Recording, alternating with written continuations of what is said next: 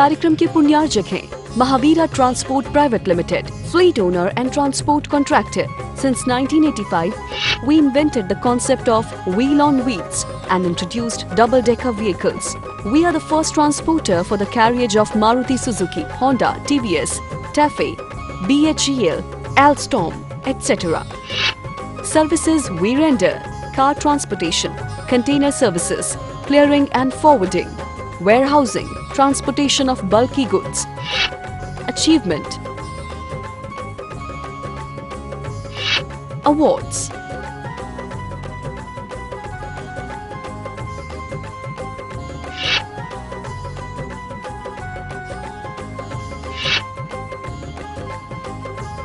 जय जिनेंद्र बंधु, स्वागत है आप सभी का हमारे इस बेहद ही खास प्रस्तुति में, जहां हम आपको प्रतिदिन संत शिरोमणि आचार्य भगवान श्री 108 विद्यासागर जी महाराज के मंगल दर्शन का सौभाग्य प्राप्त कराते हैं। प्रत्येक प्राणी मात्र का दिन मंगलमयी हो जाता है जब चातुर्मास स्थल जबलपुर मध्य प्रदेश में विराजमान पूज्य आचार्य श्री के मंगल दर्शन कर उनके श्रीमुख से निश्चित मंगल प्रवचनों को श्रवण करने का सौभाग्य प्राप्त होता है। तो आइए पारस चैनल के माध्यम से सीधे आपको दर्शन कराते हैं आचार्य प्रभु के।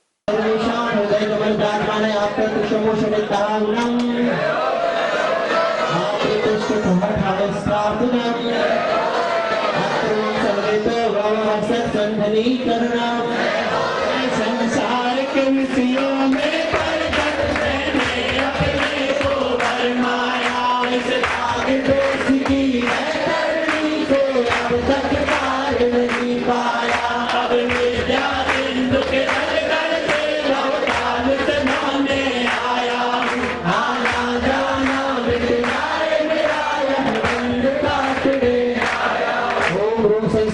आचार्य गुरुदेव विद्यासागर जी महामुनिंद्र जन्म जरा मृत्यु विनाशनाय जलम पाते में जल जल कर अपना सर्वस्व लुटाया है। निज शांत स्वरूप नारायण सदा जीवन वरों से भुलाया है। समृद्धि दल का पाने अब शरण आपकी आया हूँ। सारे पाप मिट जाए मेरा चंदन वंदन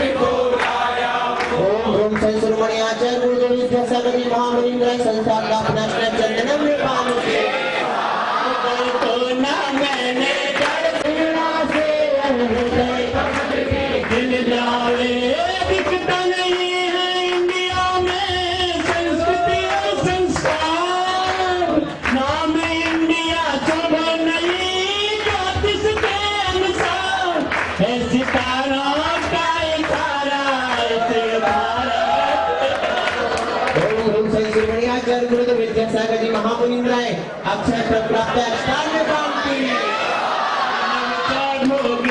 मदिरा पी मैं बना सका दे मतवाला कृष्णा को प्राप्त करेगी तेरी अपनी बढ़ती इच्छा ज्वाला है। काम भाव विद्वांस तुमन जाने आया यह मदन विजेता मन न सके भाव हृदय में आया। भाषे भूमंडल बनता है भाषे भूमंडल भाग्यवान वे लोग हैं जिनका भारत जन्मस्थल दोनों देश ने पुकारा ओम श्री शिरोमणि आचार्य गुरुदेव विद्यासागर जी महामुनिंद्राय सर्वेशान हृदय कमल विराजमानाय काम भांड में पुष्पम निर्पान के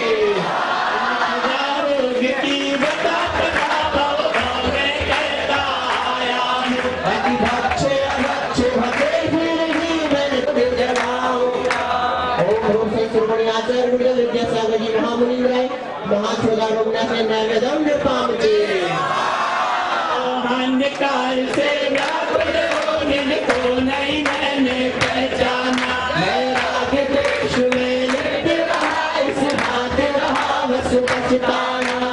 दीप समर्पित है मुनि पर तेरा दम दूर भगा देना।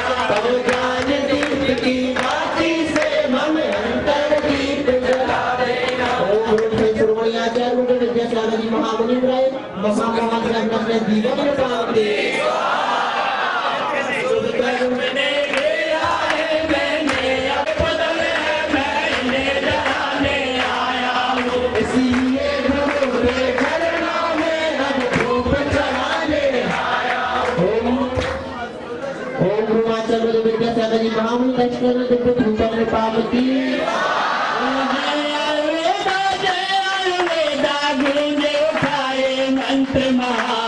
सुखद सुमंगल विश्व कामना वीर मात का हो कल्याण सुखद सुमंगल विश्व कामना वीर मात का हो कल्याण रोगों को इतना होगा कि खुद कोई रोग बना डाला शांतवार साधक का अंतर मिटा डाला मैं चिदानंद कैली मेरा हूँ पूजा का ये पद पाना इसके द्वारा मैं मिल बैठा मुझे महामोक्ष प्राप्त है फल राम के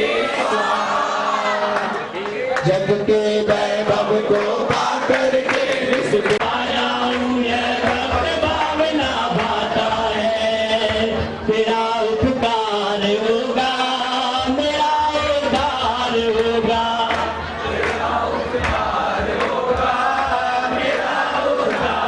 होगा देखिए गुरु भगवान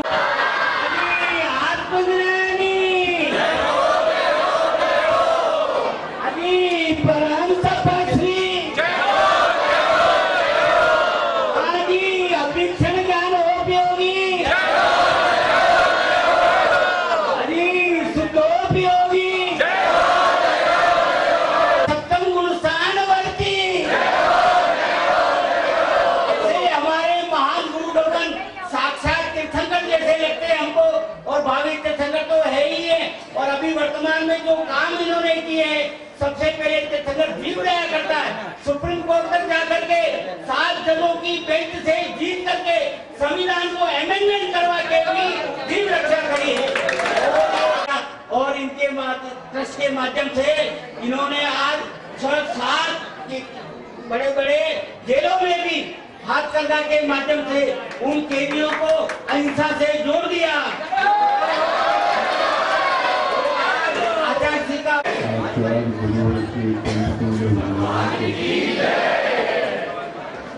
अठावे पवे संवेदे उठते चंपाई पावाई नचुआई हथुआई सियाई जाओ नाओ काओ सियाओ जीव लोगे में किसी के बाद लग्यान हम तक मुकानम ठिकान भुगतान परिणुदानम अंतर हम तक जीवयानम निर्मलानम गुरुवायु वज्जायानम योगी सोसावन अंचेमी सुमेरे मंदारे नासामी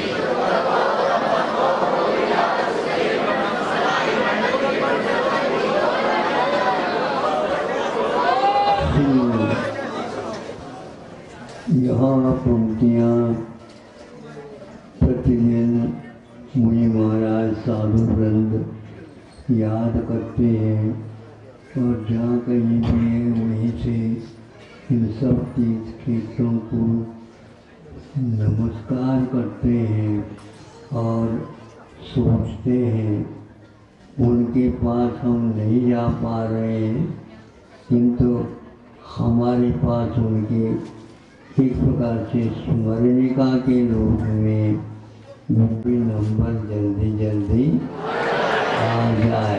हमारे ये स्वार्थ है, उनका तो स्वार्थ हो ही गया तो हमारे लिए स्वार्थ है, इसलिए हम और कोई स्वार्थ याद नहीं करते, बस इतना ही चाहते हैं अहिंसा परमो दयालु।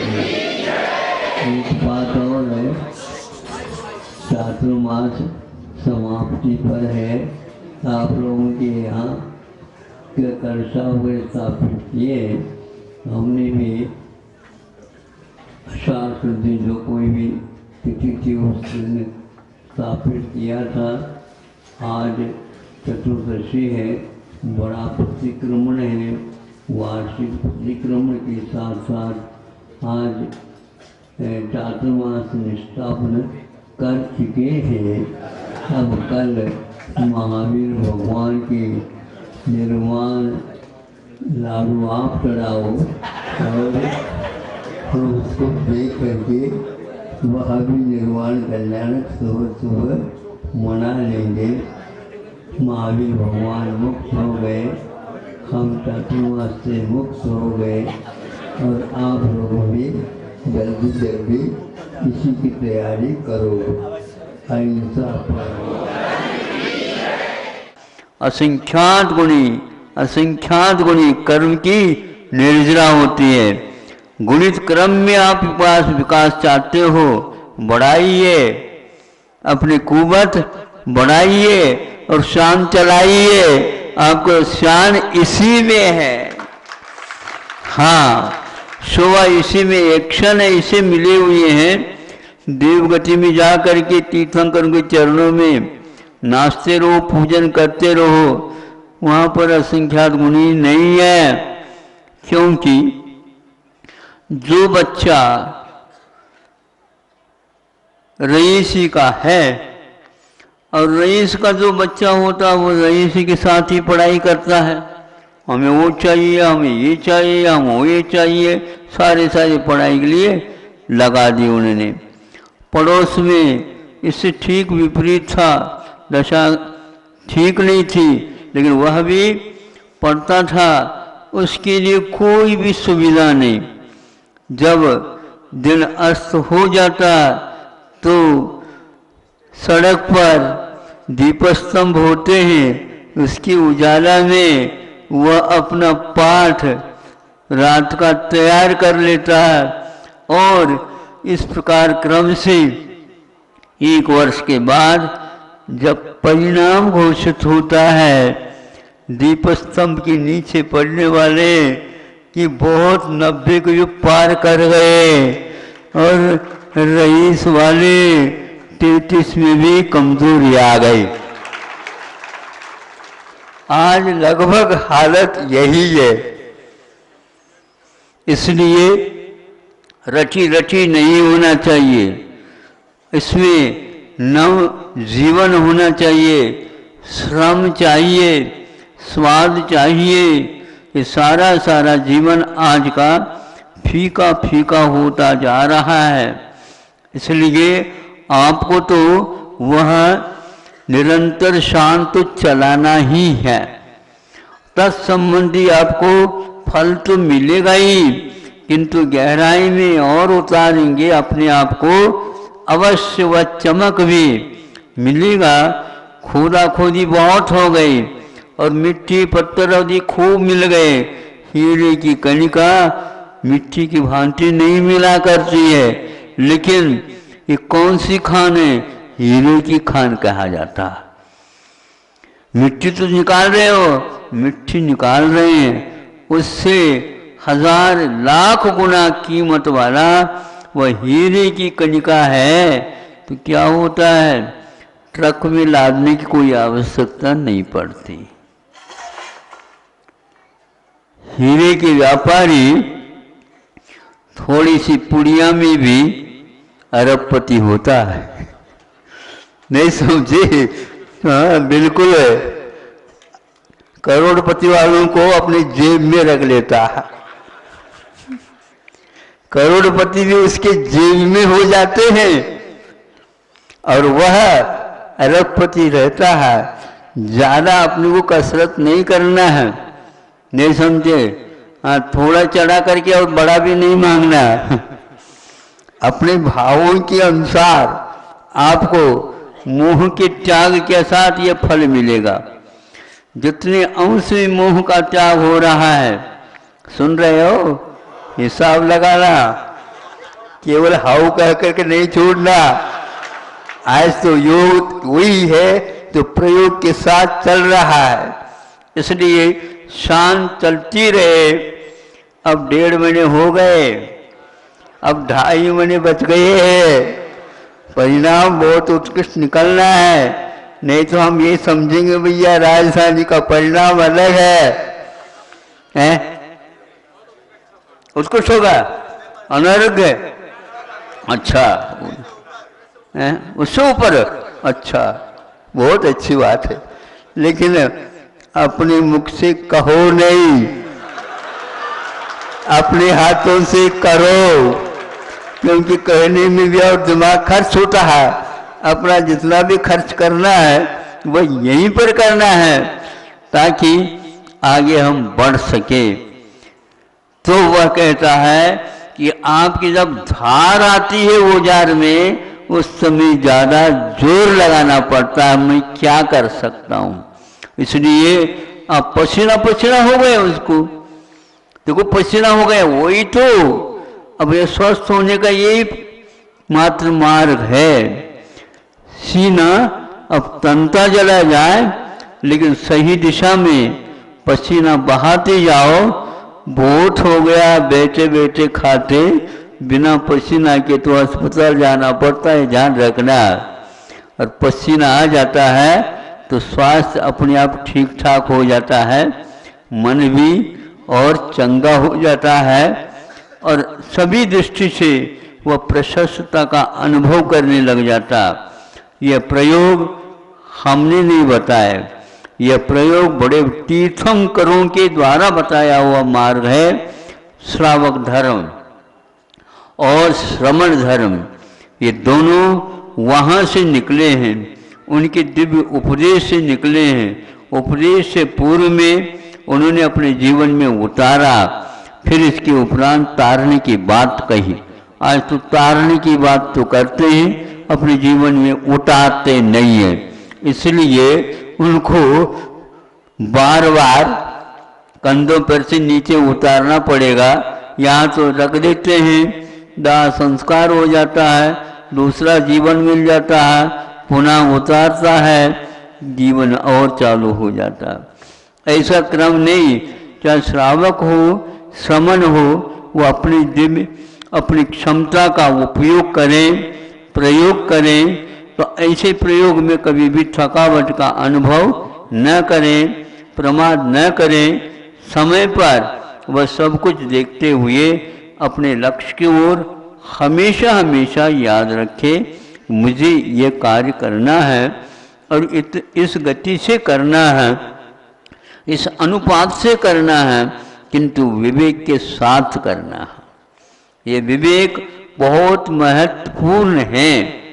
उस विवेक से द्वारा ही, उस जिज्ञासा के द्वारा ही आस्था और जो है घनिष्ठ होती चली जाती है। उसका फल हमारे हाथों हाथों मिलता है, किंतु जब वह उसका क्रम से मिलता है फल, उस समय विस्मय भी हो सकता है। आपको इसमें इतनी क्षमता होती है क्या? हाँ, होती है।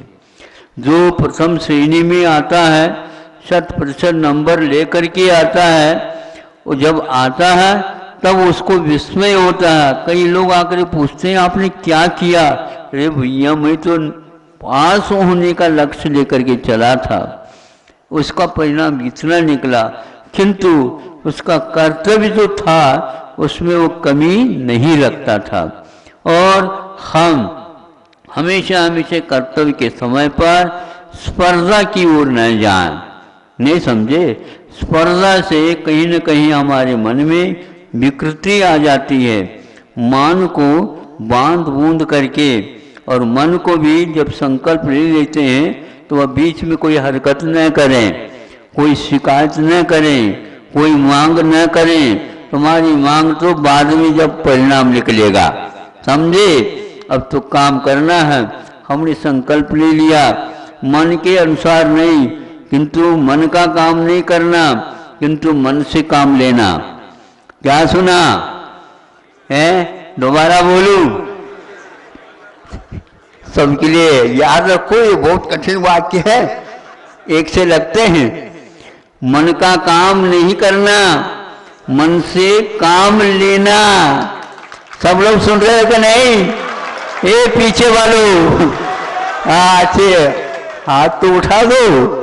आज आप तो उठ गए। देखो दोनों वाक्य याद रखने योग्य है, पॉइंट है। ये ऐसे बिंदु हैं, महत्वपूर्ण बिंदु है। संकल्प तो ले लेते हैं कई लोग, फिर मन की बात सुनने लग जाते हैं। मत कहो, उनको कान पकड़ कर ए बैठ जाओ, संकल्प हो चुका है। मन में भावना बदल रही है, बदलता क्यों? संकल्प नहीं बदल सकता, क्षत्रिय होता है। अब क्षत्रिय में भी रावण नहीं होता, राम होता है। तब कहीं आकर के काम मिलेगा आपको। हाँ, बहुत अच्छी बात है। आपका 9:30 बज गया। महाराज हम ऐसे कैसे करें, ये घड़ी क्या होती है पता नहीं, या तो आप जादू करते होगी जल्दी जल्दी चल जाती, तो आप अपने जादू मंत्र पे फेर दो ताकि वह पीछे वहीं के वहीं रुक जाए। काल को रोकने से कोई काम नहीं होता, मन को रोको तो काम बने। हाँ, मन को साथ लो, मन के पीछे नहीं, आगे हो जाओ तो मन को अपने आप आना पड़ेगा। अपने अनुसार मन को चलाओ और उसको वेतन तो देते जाओ, उसको आश्वासन देते जाओ। कभी वेतन में कमी नहीं होगी, लेकिन हुआ उतना ही, ज्यादा ना आगे बढ़ियो, कर्मचारी हो। समझते हो? मन को कर्मचारी बनाओ।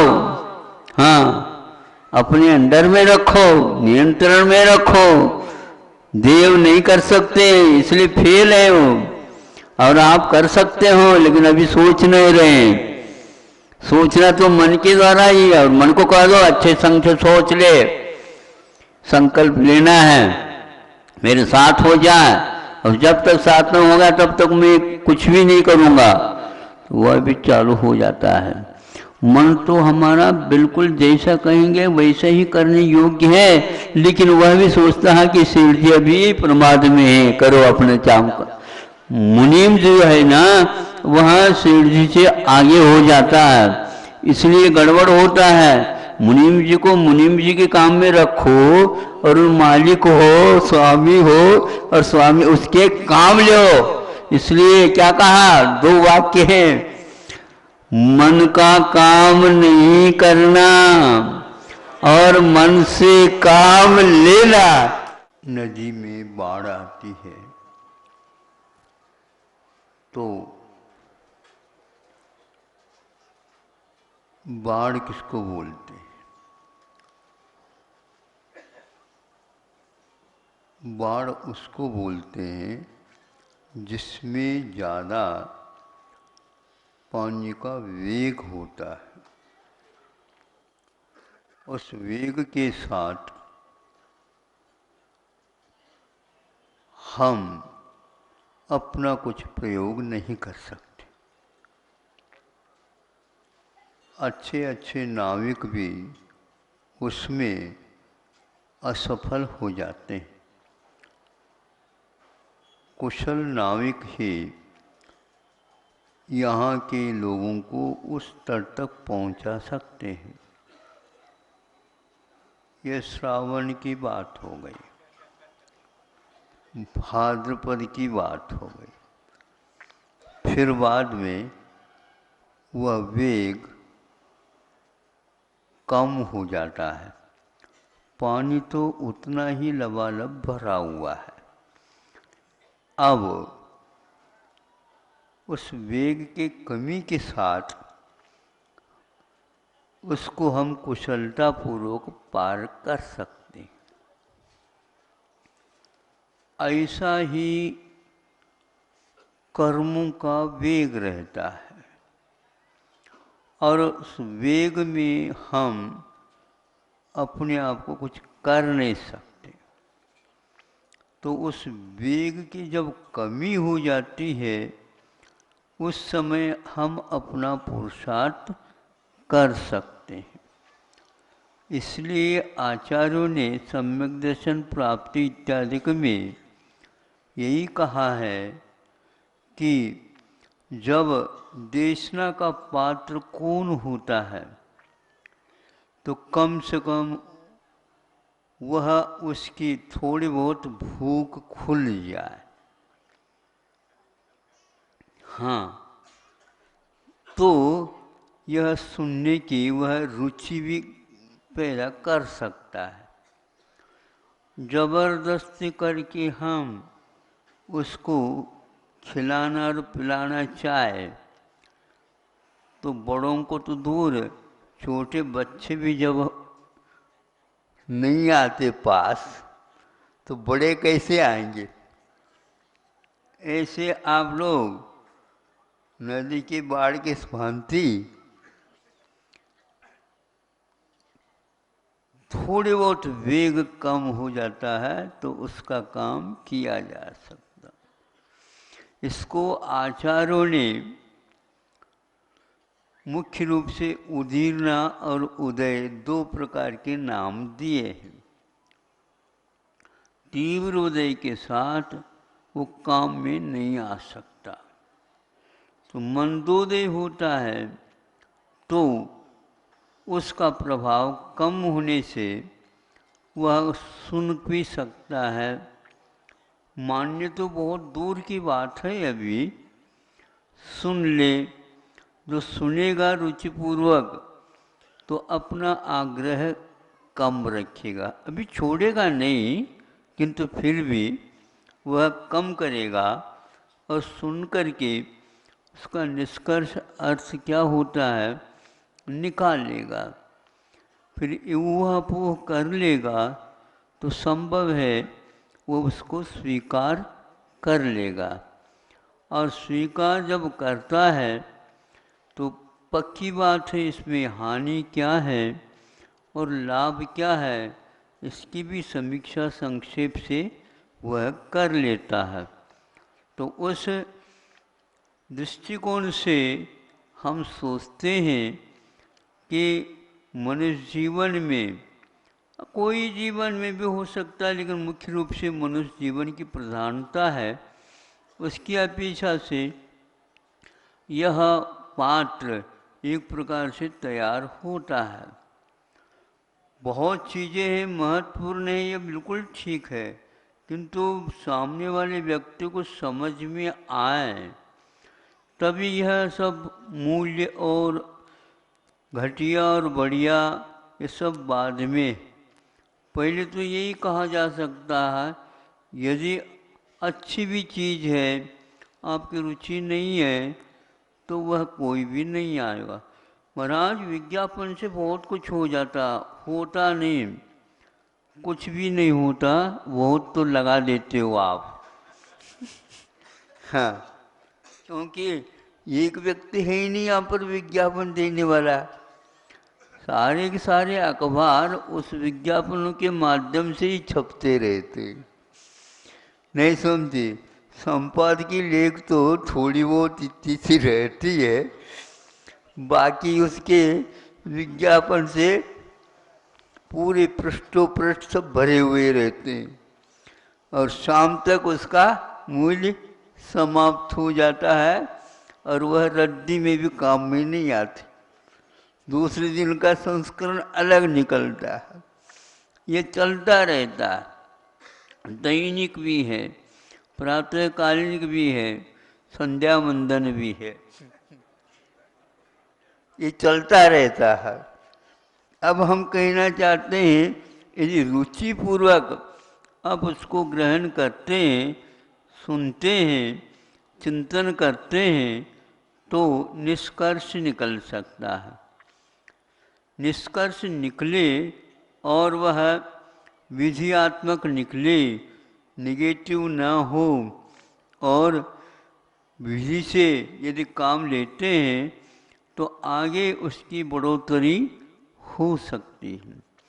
तो अच्छे तैराक भी बाढ़ में बह जाता है, और थोड़े से हाथ पैर चलाने वाला हो तो वेग कम हो तो वह सीख भी लेगा, पार हो सकता। ये पुरुषार्थ की भूमिका इस प्रकार बनती है, जहाँ कहीं भी नहीं कर सकते।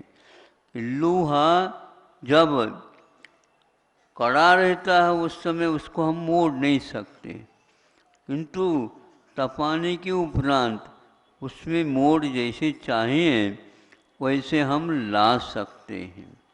आत्मा की बात भी ऐसी ही है।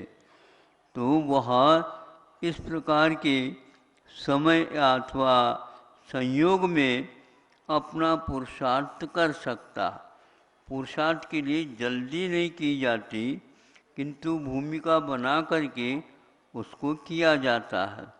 तो आचार्यों ने ये कहा कि उसी प्रकार के वातावरण में रहो जिससे वेग उत्पन्न न हो, वेग उत्पन्न न हो। कषाय के वेग में उस नदी की भांति कोई भी नियंत्रण से बाहर रहती है। तो आप लोगों के कषायों के जो वेग है वे भी नियंत्रण से बाहर रहते हैं। उनको सत्संगति, खान पीन, रहन सहन, पठन पाठन, वेशभूषा आदि आदि के माध्यम से नियंत्रण अंकुश में रखा जा सकता है। रखिए नियम ने। वृद्धावस्था में वैसे ही दादाजी को जहाँ पर बैठना वहीं पर बैठ जाते हैं घंटों तक, हैं? जवान को बिठवा दो, नहीं बैठ सकते। फिर जवान को क्या करें, अंकुश तो लगाना है, बांध दो, बांध दो तो अपने आप ही वो है इर्द गिर्द वहीं पर परिक्रमा लगाना प्रारंभ कर देगा। वो हो गया जीवन पर्यंत अंकुश लग गया। तो ऐसे ही आत्मा को भी अनंत काल से भटकती आई है। कषायों का वेग रहता है तो किसी को सुनता ही नहीं, वो किसी को देखता ही नहीं, वो कुछ बातें तो बहुत दूर की बात है। ऐसी स्थिति में उसका नियंत्रण ऐसा किया जा सकता है। आचार्यों ने इसके लिए पुरुषार्थ की भूमिका बनाने के लिए ऐसा कहा है। धीरे धीरे वह इस साँचे में ढलता चला जाता है तो अवश्य ही उसका कार्य जो असंभव जैसा लगता था संभव हो जाता है। होता है क्या नहीं? आप लोगों को कैसा था लग रहा? बाढ़ आने को थी यहाँ पर भी, लेकिन धीरे धीरे वो बाढ़ व्यवस्थित होती जा रही है, जा रही है। वहाँ महाराज बिल्कुल अपने आप ही वह नियंत्रित, व्यवस्थित, और अब विज्ञापन की कोई आवश्यकता नहीं पड़ेगी। भैया वहाँ कैसे चल रहा है, पूछताछ करो तो मालूम पड़ेगा। तो धीरे धीरे काम होते हैं, एक बार में काम कभी भी बनता नहीं।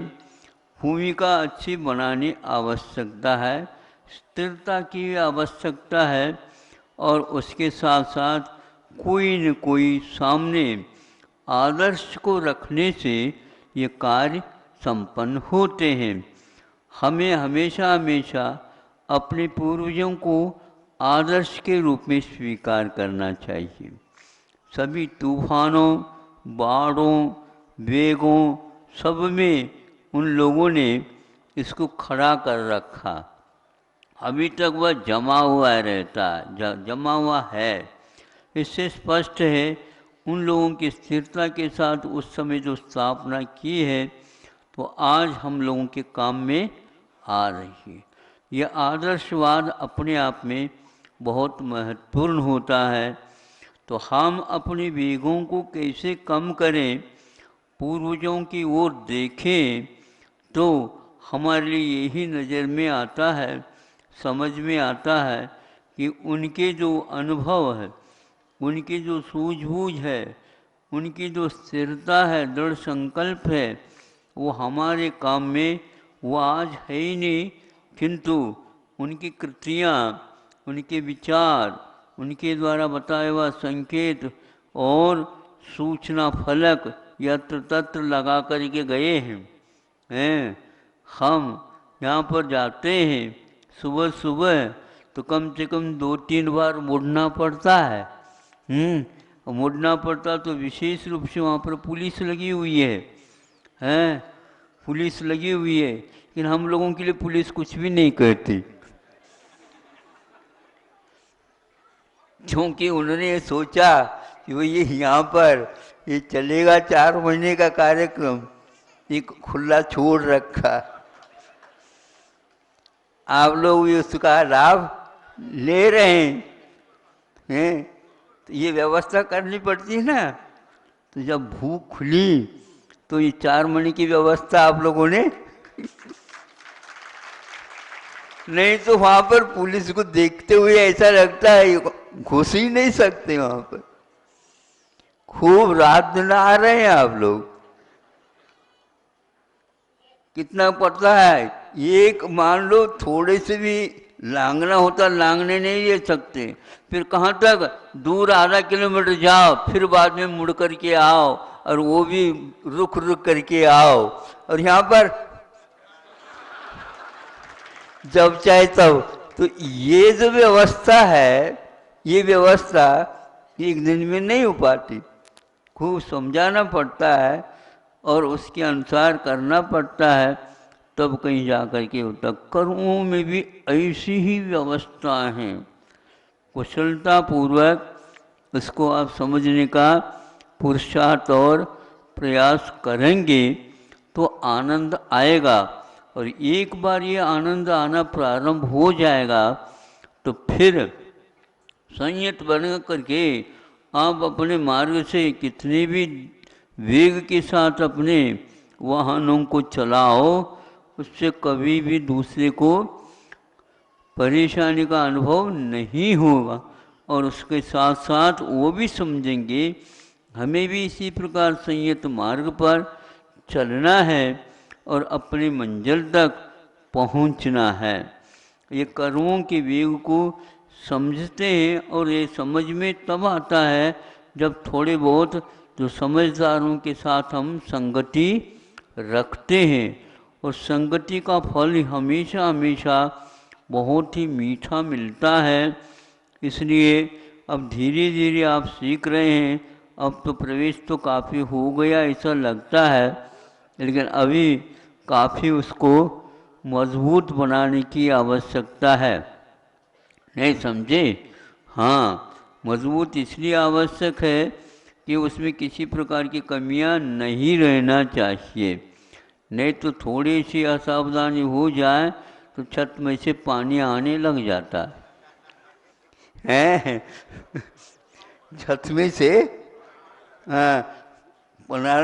सामने आंगन में नहीं जा कर के हाँ गिर जाए तो क्या होता? अब ठीक कर दे, कुछ लगा दे। नहीं, अब कुछ नहीं लग सकता। क्यों नहीं लग सकता? जिस समय हमने ढाला था उस समय असावधानी रह गई, इसलिए छत की जल्दी न करियो। छत की जल्दी न करते हुए टपक नहीं जाए। एक बूंद भी टपकेगा तो आपको रिकॉर्ड खराब हो जाएगा। हाँ, और जितना भी मेहनत है सब गड़बड़ हो जाएगा। इसलिए पक्के मकान ऐसे थोड़ी बन सकते हैं।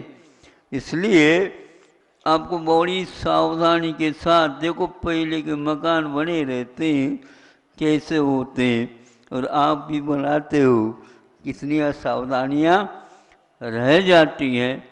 आज तक वो ऐसे ही वातानुकूल बने हुए हैं।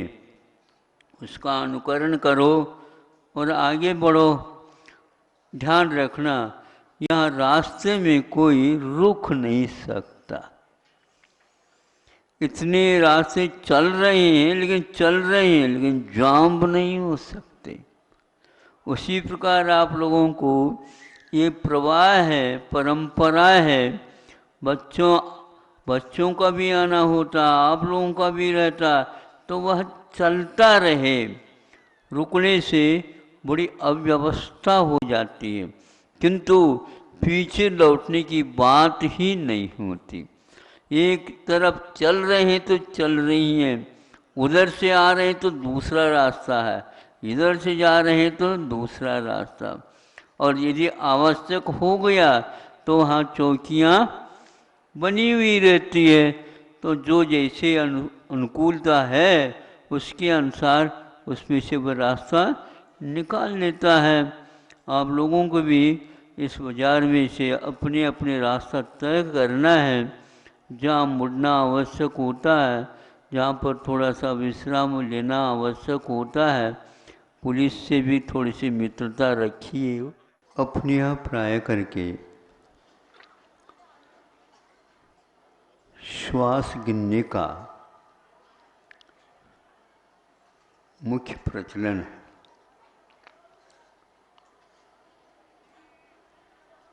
किंतु आचार्यों ने केवल एक श्वास को ही महत्व नहीं दिया। हाँ, श्वास लिया नहीं जा रहा ऐसा कहा जाता है, लेकिन ऐसा है ही नहीं। वो कहते हैं श्वास लिया नहीं जा रहा तो कम से कम जो श्वास ले रखा उसको छोड़ तो दो।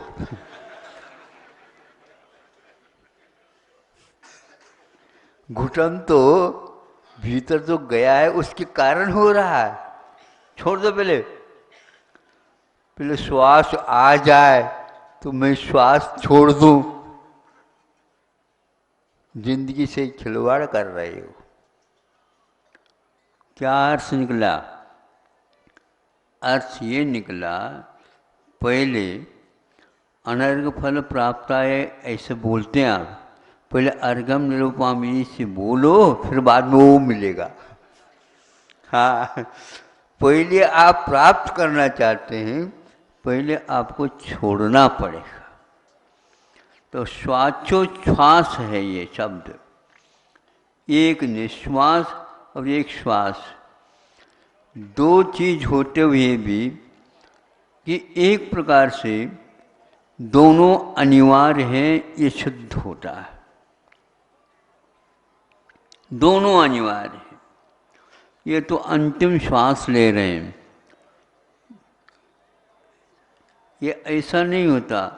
एक अंतिम श्वास छोड़ रहे हैं, जो था भीतर उसको छोड़ देते हैं, तो वह लेने की प्रक्रिया भी बंद हो जाती। लिया है तो उसको छोड़ना तो पड़ेगा ही। मोक्ष मार्ग में भी जो आपने जो ले रखा, ओढ़ रखा है, उसको पहले छोड़ो तो बात बने। भरोसा क्या है महाराज? भरोसा रखो या न रखो, हमें इसमें कोई बाधा नहीं होती। भरोसा के बिना मोक्ष मार्ग नहीं बनता। नहीं समझे? किसके ऊपर करो तो ये बात है, भरोसा रखना पड़ेगा। आशा, इच्छा, संकल्प आदि आदि यहाँ पर बहुत महत्वपूर्ण भूमिका निर्वाह करते हैं। इनका ही महत्व है। इसलिए त्याग मार्ग कहा।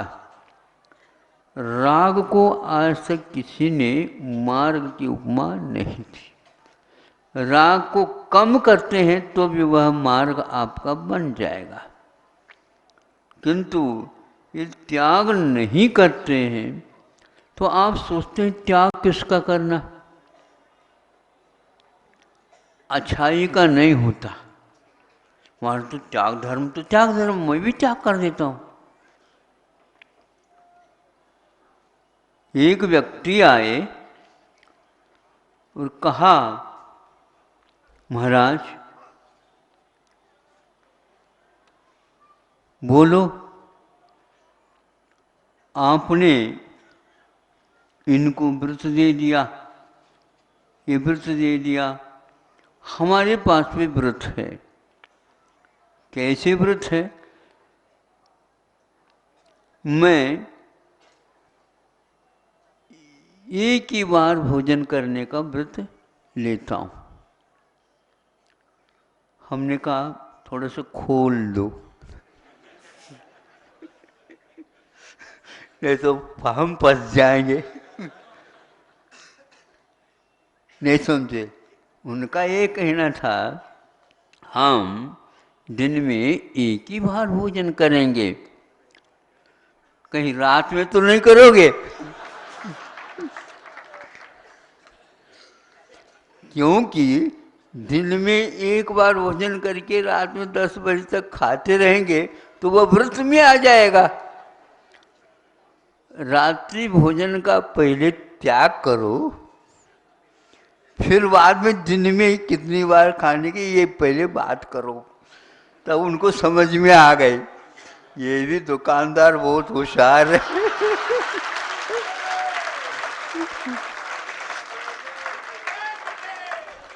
बहुत कठिन है, ग्राहकों से समझौता करना बहुत कठिन होता। अनेक प्रकार के ग्राहक आते रहते हैं। आपने यदि अनेक दुकान देखी होगी तो हमने अनेक ग्राहकों को देखा जिसके पास सभी दुकानों का अनुभव है उनके पास। इसलिए दुकानदार इतना महत्वपूर्ण है दुकान, किंतु दुकानदार जो है अपने दुकान को छोड़ करके अन्यत्र नहीं जाता, लेकिन अन्यत्र घूम घाम करके आने वाले ग्राहकों का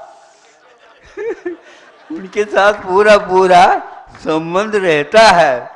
और वह कह देते हैं भैया भले ही जाओ, वापस आना ही पड़ेगा आपको। जब आता है, देखो हमारे यहाँ एक ही भाव है, नहीं समझे, एक ही भाव स्तोत्र है, एक ही भाव चलता है। आप कहीं भी जाओ, नहीं समझे, हाँ मिलेगा तो यहीं पर, आना तो आपको पड़ेगा। कोई बात नहीं, आपकी मानसिकता जैसी है, लेकिन याद तो रखिए होता ये। इसलिए त्याग धर्म कहने से आप कोई स्वीकार कर रहे हैं ऐसा नहीं, जो स्वीकारा है राग के साथ उसका त्याग का नाम ही यहाँ पर धर्म है। इसलिए त्याग धर्म बहुत पवित्र धर्म है। इस कार्यक्रम के पुण्यार्जक हैं Mahavira transport private limited, fleet owner and transport contractor. Since 1985, we invented the concept of wheel on wheels and introduced double-decker vehicles. We are the first transporter for the carriage of Maruti Suzuki, Honda, TVS, TAFE, BHEL, Alstom, etc. Services we render: car transportation, container services, clearing and forwarding, warehousing, transportation of bulky goods. Achievement. Awards.